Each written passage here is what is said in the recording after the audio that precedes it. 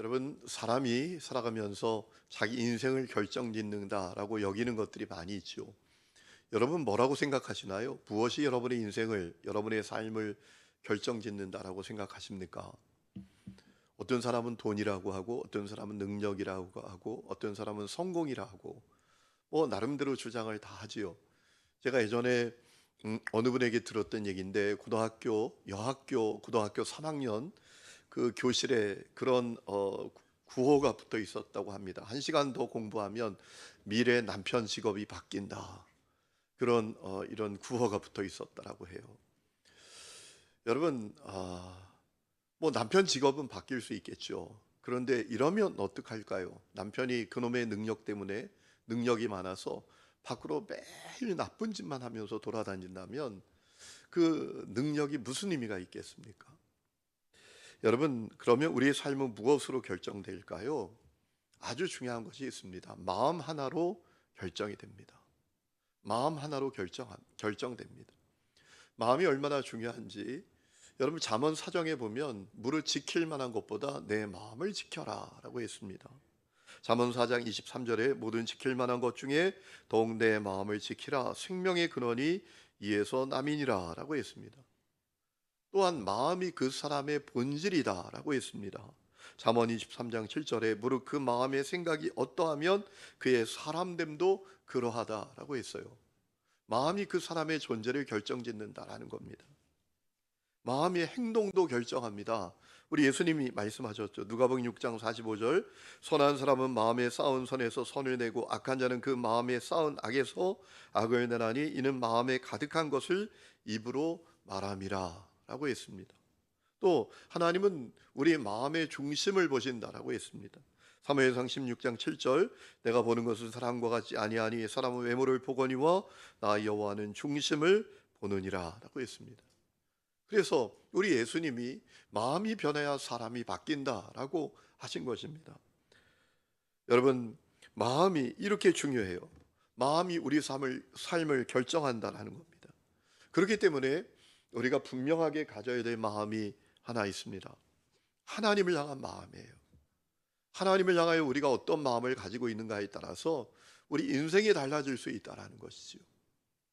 여러분, 하나님은 살아계십니다. 그분은 인자와 성실과 지혜가 무궁하신 분이십니다. 그분은 능력이 많으신 분이십니다. 그분은 경이롭고 경이로운 분이십니다. 시편 147장 5절에 보면 시편 기자가 이렇게 고백합니다. 우리 주는 위대하시며 능력이 많으시며 그의 지혜가 무궁하시도다. 하나님 놀라운 분이라는 거예요. 여러분 마음에 그 마음이 있습니까? 하나님 정말 놀라운 분이야. 하나님 정말 위대한 분이야. 그분은 정말 알면 알수록 경이로운 분이야. 이런 마음이 여러분 속에 있습니까? 이 마음이 있는 것이 대단히 중요합니다. 여러분 이 마음을 가지는 것이 너무나 중요합니다. 이 마음을 가지고 있는 사람은 세상을 바라볼 때 세상을 다르게 보고요. 자연을 바라볼 때도 자연을 다르게 바라보고 환경을 바라볼 때에도 환경이 다르게 보인다라는 겁니다.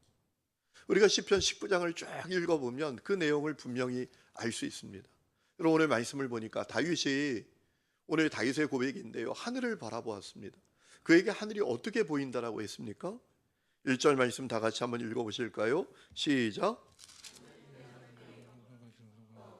궁창에 그의 손으로 하신 일을 나타내는도다 라고 했습니다. 자, 세 번을 이렇게 번역했습니다. 하나님의 영광을 하늘이 드러내고요, 하나님의 솜씨를 드러낸다라고 했어요. 여러분 다윗이 바라본 하늘이 어떤 하늘인지 모르겠어요. 코발트빛 파란색 하늘인지, 비 오기 직전에 흐린 하늘인지, 폭풍우가 몰아치기 전에 회색빛 하늘인지 잘 모르겠지만 그가 바라보는 하늘은 하나님의 영광을 드러내는 거예요. 하나님의 솜씨를 드러내는 것입니다. 그렇게 보인단 말입니다. 왜 그랬을까요? 하나님을 향한 마음이 분명했기 때문입니다. 하나님 놀라운 분이셔. 하나님 위대한 분이셔. 하나님이 경이롭고 경이로운 분이셔. 여러분 그 마음이 분명히 있기 때문에 하늘이 달라 보이는 거예요. 오늘도 하늘 보셨죠? 여러분 하늘을 바라보면서 어떤 마음을 가지셨나요? 자, 또 다윗은 낮과 밤이 끊임없이 바뀌는 일상을 보냈는데요. 그 일상이 어떻게 느껴졌다고 말하죠? 하나님의 말씀, 지식을 끊임없이 전해주는 거로 느꼈다라고 했어요. 여러분 2절 말씀 같이 읽어보십시다. 시작. 날은 날에게 말하고 밤은 밤에게 지식을 전하니 라고 했습니다. 여러분 어떤 말을 전하고 어떤 지식을 전할까요? 하나님의 말씀을 전하고 하나님의 지식을 전하는 것으로 느껴졌다라는 것입니다. 세 번역은 이렇게 번역했어요. 낮은 낮에게 말씀을 전해주고 밤은 밤에게 지식을 알려준다라고 했습니다. 귀에 들리는 소리는 아니에요. 귀에는 안 들려요. 분명히 들리지 않아요. 그런데 하나님의 말씀과 지식이 온 땅에 퍼지고 온 세상 끝까지 퍼져나가는 것처럼 그에게 보인단 말이에요. 그래서 3절에 언어도 없고 말씀도 없으며 들리는 소리도 없으나 그의 소리가 온 땅에 통하고 그의 말씀이 세상 끝까지 이르도다 라고 했습니다. 세 번째 이렇게 번역했어요. 그 이야기 그 말소리 비록 아무 소리가 들리지 않아도 그 소리 온 누리에 울려 퍼지고 그 말씀 세상 끝까지 번져간다 라고 했습니다. 아니 여러분 우리가 밤하늘을 바라보고 또 낮을 보내면서 우리가 창공을 바라볼 때 무슨 소리가 들립니까? 그렇죠? 아무 소리도 안 들리잖아요. 그런데 다윗에겐 들린단 말입니다. 하나님의 말씀, 하나님의 지식이 계속 전해지는구나 이렇게 들려요. 왜 그렇게 느꼈을까요? 아주 중요한 이유가 있죠. 그가 날마다 하나님의 말씀을 듣고 날마다 하나님께서 주시는 영적 지식을 그가 깨닫기 때문이었어요. 그가 그렇게 느끼니까 다 그렇게 보이는 거예요. 여러분 얼마나 놀라운 고백입니까? 그렇죠? 그래서 그가 보내는 일상은요 그저 무료한 일상이 아닙니다. 아이고 하루가 또 왔구나, 또 밤이 저물었구나, 아이고 답답해, 아이고 지루해, 아이고 무료해 이렇게 느끼는 것이 아니라 매일매일 기대가 되는 일상이란 말이에요. 야 하나님이 오늘은 나에게 어떤 말씀을 주실까? 하나님이 나에게 어떤 영적 지식을 주실까? 이런 일상을 보냈다라는 겁니다. 그래서 매일매일 일상을 보내면서 하나님의 말씀이 계속 전해지는 것처럼 느껴진다라는 거예요. 여러분 이 고백이 얼마나 놀라운 고백입니까? 그렇죠? 여러분은 어떠세요? 매일매일 일상을 보내시잖아요. 여러분의 매일매일 보내는 일상은 어떤 느낌이십니까? 아이고 무료해, 아이고 또 하루가 왔네, 오늘 뭐 하나? 여러분 이런 마음으로 보내시나요? 오늘 다윗과 같은 고백이 여러분에게도 있기를 주의 이름으로 축원합니다. 그러려면 다윗처럼 날마다 하나님의 말씀을 듣고요 날마다 영적 지식의 깨달음이 우리에게 있어야 돼요. 그러면 매일매일 일상이 새롭고 기대가 되고 가슴 벅찬 일상을 보내게 되는 거예요. 저는 성경을 읽을 때마다 참 놀라울 때가 있어요. 왜냐하면 매일 읽는 말씀이잖아요. 그런데 어제 주시는 은혜가 다르고 오늘 주시는 은혜가 다르고 모레 주시는 은혜가 달라요. 참 놀라워요. 여러분 그런 은혜로 가득하면 우리가 기대가 있지 않겠습니까? 매일매일 일상을 보내면서 다윗이 보내는 일상은 그저 무료한 일상이 아니었습니다. 날마다 주님의 말씀을 듣고 영적 지식을 깨닫는 그런 일상이었다라는 것입니다. 그래서 그는 일상을 보내는 마음이 다르다라는 거예요. 그렇지 않으면 늘 사람들은 어떻게 하죠? 너무 무료한데 뭐 특별한 거 없는 거야? 좀 짜릿한 거 없는 거야? 뭐 재미난 거 없는 거야? 그러면서 일락을 쫓아다니는 인생들이 되는 거죠. 여러분 다윗은 매일 떠오르는 태양을 바라다 보았어요. 그 태양이 어떻게 보였죠? 신혼방에는 나오는 신랑처럼 보였대요. 참 명예로운 사명을 부여받고 말을 타고 막 달려가는 기쁨 가득한 용사처럼 보였대요. 4절, 5절, 6절 다 같이 한번 읽어보실까요? 시작. 하나님의 해를 위하여 4절, 우리 4절 그의 소리 5절 5절 말씀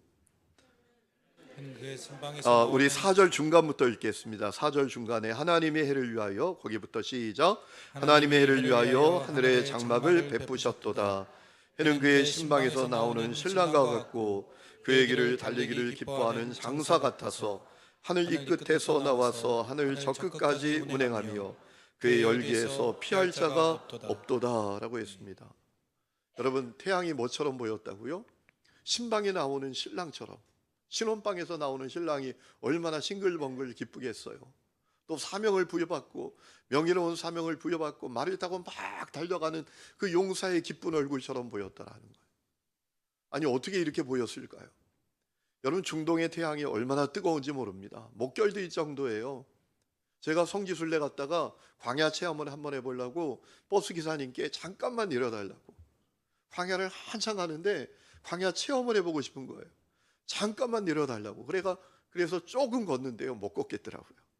그래서 얼른 왔어요. 너무너무 힘들더라고요. 여러분, 중동의 태양이 얼마나 뜨겁습니까? 얼마나 고통스럽습니까? 그런데 그것이 어떻게 보였다고요? 신혼방에서 나오는 그 기쁜 얼굴의 신랑처럼 보였다라는 거예요. 하나님을 향하여 마음이 다르니 다 달라 보이는 거예요. 오늘 이 역사가 여러분에게 있기를 주의 이름으로 축원합니다. 여러분, 다윗이 이 고백을 하는 것을 보면서 우리는 분명한 사실을 깨닫게 됩니다. 야, 마음이 중요하구나.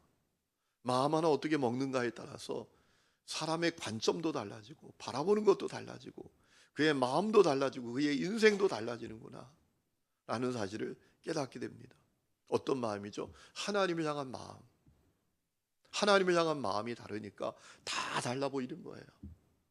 여러분, 하나님을 향한 마음 하나 달라지면 고난을 바라보는 눈도 달라지고 시련을 바라보는 눈도 달라지고 우리에게 찾아오는 문제를 바라보는 마음도 달라지는 거예요.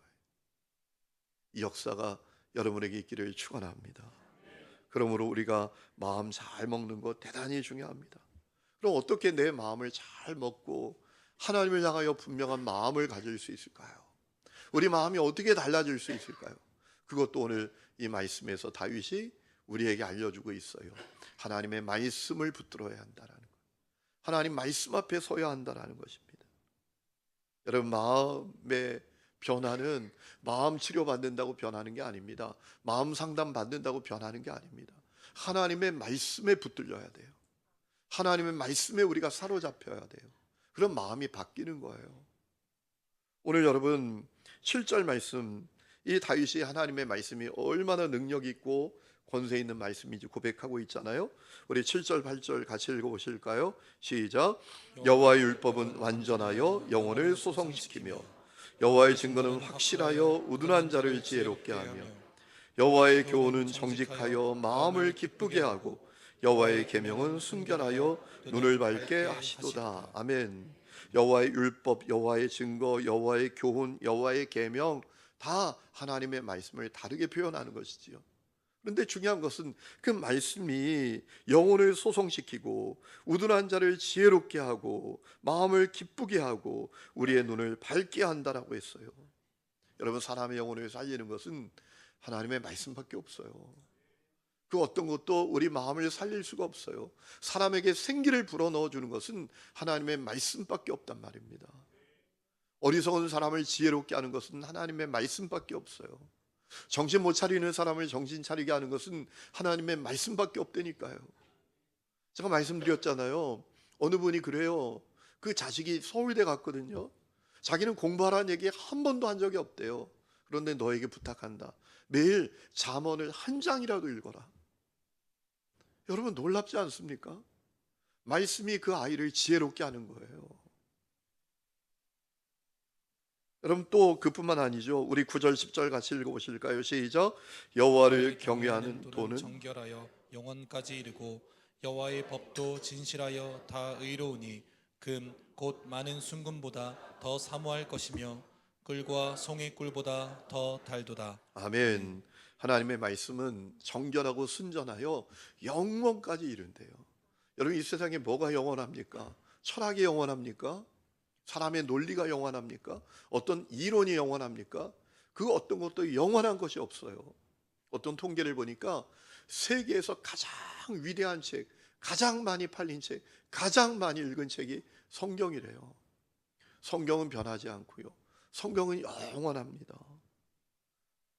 또 그뿐만 아니라 하나님의 말씀은 영원하고 항상 옳고 바르대요. 우리 삶의 기준이 된다라는 것이죠. 여러분, 말씀을 성경을 바이블을 캐논이라고도 합니다. 이 캐논이 자예요, 자. 자는 뭐 합니까?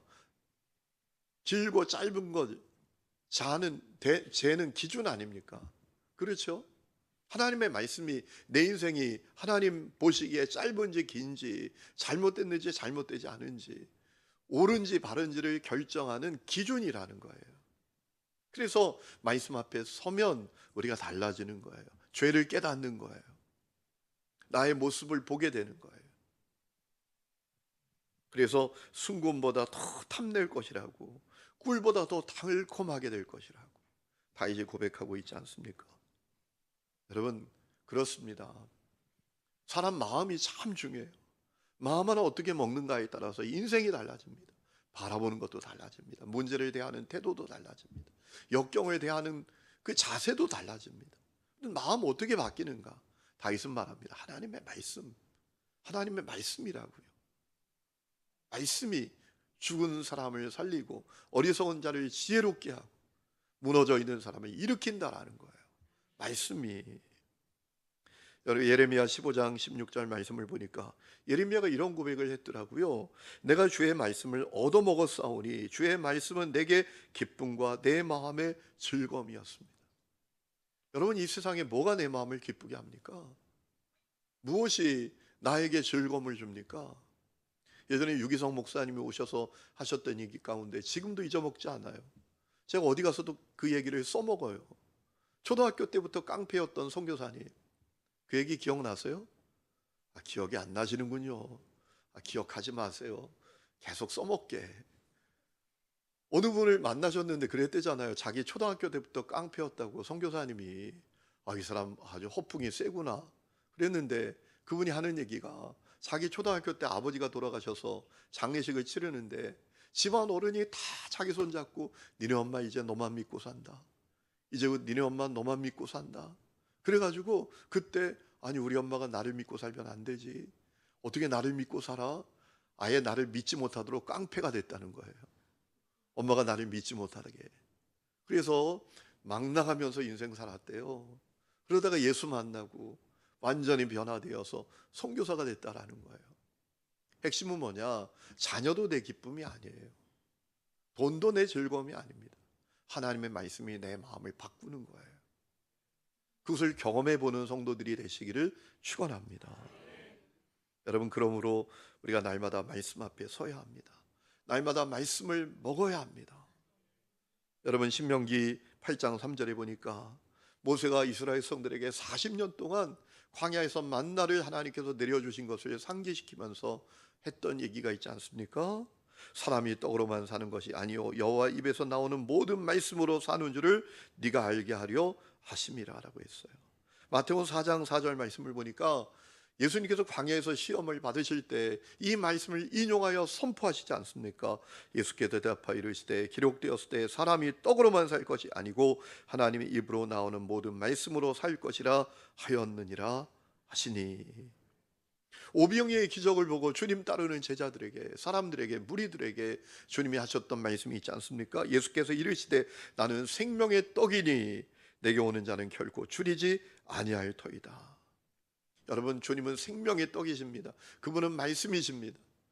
여러분, 떡을 먹어야 돼요. 말씀을 먹어야 돼요. 그래야 목마르지 않아요. 만족하게 된다라는 얘기입니다. 여러분, 오늘 사람들이 멀쩡하게 잘 공부하고 뭐 대단한 시험에도 합격하고 그런 사람들이 엉터리처럼 사는 이유가 뭐예요? 여기가 공허하기 때문에 그래요. 공허한 거야. 만족함이 없는 거야. 그러니 끊임없이 죄를 탐닉하고 짜릿한 일탈에 탐닉하게 되는 거란 말이에요. 베드로전서 2장 2절에도 갓난아기들 같이 순전하고 신령한 젖을 사모하라. 이는 그로 말미암아 너희로 구원에 이르도록 자라게 하려 함이라라고 했습니다. 자, 중요한 것은 누가 이 말씀 앞에 서겠느냐라는 겁니다.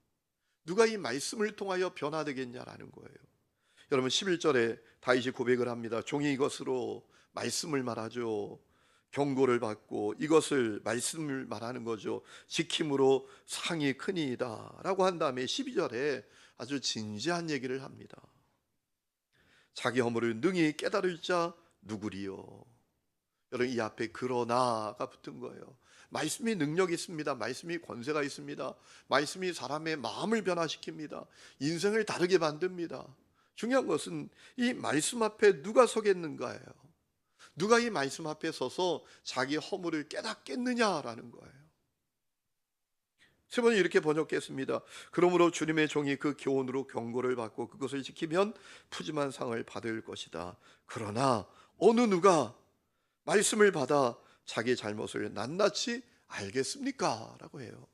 여러분, 이 말씀을 통해서 이런 추측을 해볼 수 있어요. 야, 이 당시에도 말씀을 가볍게 여기는 사람들이 많았구나. 이 당시에도 말씀에 관심조차 없던 사람들이 많았구나.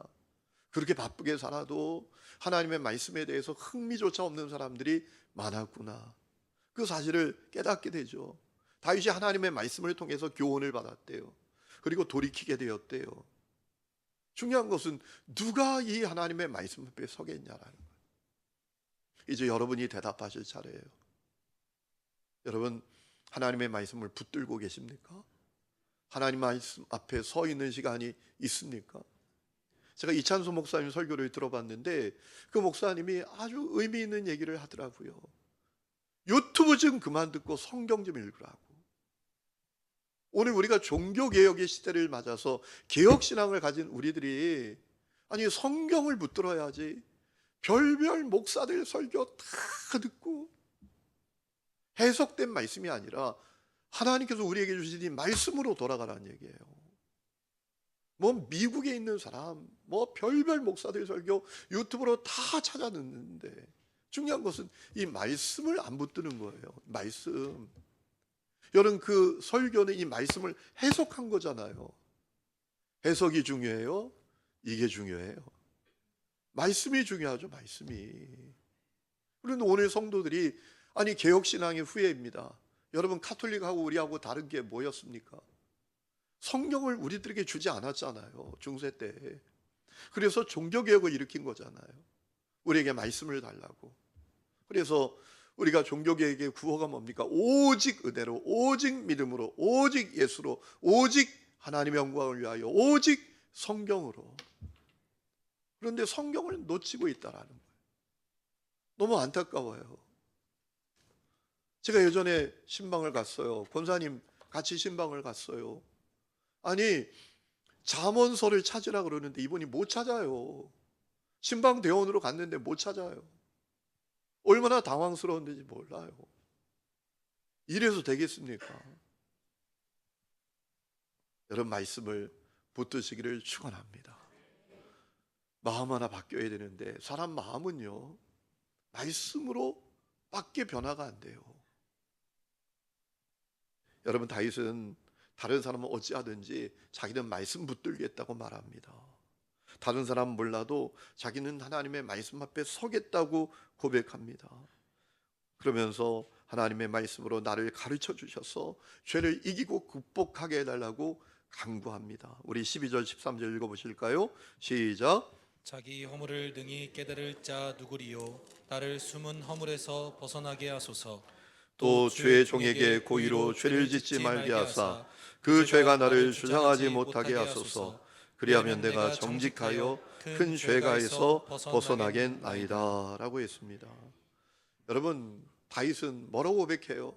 누가 이 하나님의 말씀 앞에 서서 자기의 죄를 깨닫겠습니까? 그 마음이 변화되겠습니까? 그러나 저는 합니다 라는 얘기예요. 나는 합니다. 말씀으로 나를 깨우쳐 주세요. 말씀으로 나를 숨은 허물에서 벗어나게 해주세요. 고의로 죄를 짓지 않게 해주시고 그리고 죄가 나를 주장하지 못하게 해주소서. 그러면서 자기의 전 인격이 주님 마음에 들게 해달라고 간구하지 않습니까? 13절 같이 읽습니다. 시작. 나의 반석이 13절 14절 시작. 나의 반석이시요 나의 구속자이신 여호와여 내 입의 말과 마음의 묵상이 주님 앞에 연락되기를 원하나이다 라고 했어요. 여러분, 저는 이 14절 세번역 성경 끝에가 번역이 참 마음에 들더라고요. 나의 반석이시여 구원이신 주님, 내 입의 말과 내 마음의 생각이 언제나 주님의 마음에 들기를 바랍니다. 자기가 날마다 말씀 앞에 서서 날마다 새로워져서 날마다 거룩해져서 자기의 전 인격이 자기 말, 자기 마음의 묵상까지도 자기 마음에 있는 숨은 그 생각까지도 다 주님 마음에 들기를 원합니다. 얼마나 놀라운 고백입니까? 여러분, 다윗이 이런 고백을 가졌다고요. 하나님, 다른 사람은 어찌하든지 나는 말씀 붙들게요. 말씀은 나를 새롭게 해주세요. 말씀은 나를 거룩하게 해주세요. 말씀을 통해서 내가 거룩하게 변화되어서 나의 전 인격이 주님 마음에 들도록 해주세요. 야, 얼마나 놀라운 고백이에요. 여러분, 자칫하면 우리 삶의 기준이 다른 사람이 될 수 있어요. 오늘 우리가 그런 시대를 살고 있잖아요. 내 삶의 기준이 다른 사람이에요. 뭐 좀 합시다 그러면 다른 사람이 어떻게 하는지 보고 할게요. 다른 사람이 하면 하고 다른 사람이 안 하면 안 할게요. 아니 여러분, 왜 우리 삶의 기준이 다른 사람입니까? 오늘 우리가 살아가는 시대는 그런 시대가 되어버렸어요. 이것을 밴드웨건 효과라고 하더라고요. 어떤 행동이나 선택이 많은 사람에게 보이면 그것을 옳게 여기고 그냥 그거 따라가는 거예요. 이 밴드웨건이라는 것이 이 악단이 탄 마차를 말하는 거잖아요. 악단이 퍼레이드를 벌릴 때 마차를 타고 거기서 막 퍼포먼스를 하고 그냥 악기를 연주하면 사람들이 막 열광하면서 따라가면 왜 따라가나 하고 그 길로 다 따라가잖아요. 그게 오늘 우리 시대의 문제라는 거예요. 여러분, 다른 사람이 안 하든지 못 하든지 다윗은 뭐라고 말해요? 나는 합니다, 주님. 나는 말씀을 붙듭니다. 나는 말씀 앞에 서겠습니다. 말씀으로 나를 새롭게 해주십시오. 거룩하게 해주십시오. 그래서 나의 전 인격이 주님 마음에 들기를 원합니다. 우리가 이 고백을 가져야 될 줄로 믿습니다. 여러분, 우리 찬송가 가운데 다른 사람 어찌하든지 나 주님을 따라가리, 그 찬양이 있잖아요. 그 찬양의 가사가 너무 좋아요. 여러분, 다른 사람 어찌하는 거 관심 갖지 마세요. 오늘 이 시대가 사람들이 여러분 어떻게 하든지 그게 중요한 게 아니에요. 하나님이 내 삶의 기준입니다. 그분의 말씀이 내 삶의 기준입니다. 그러므로 주님 따라가는 겁니다. 주님 말씀 앞에 서는 것입니다. 그리고 그 말씀으로 내가 변화되는 거예요. 내 마음이 달라지는 거예요. 그러면 놀라운 역사가 일어나게 됩니다. 오늘 여러분에게 그 은혜가 있기를 주의 이름으로 축원합니다.